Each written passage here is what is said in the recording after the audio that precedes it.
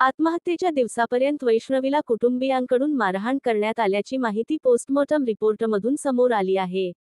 तर पिंपरी चिंचवड पोलिसांनी आज शशांक हगवणे, लता हगवणे आणि करिश्मा हगवणे यांच्या 7 दिवसांच्या पोलीस कोठडीची मागणी केली.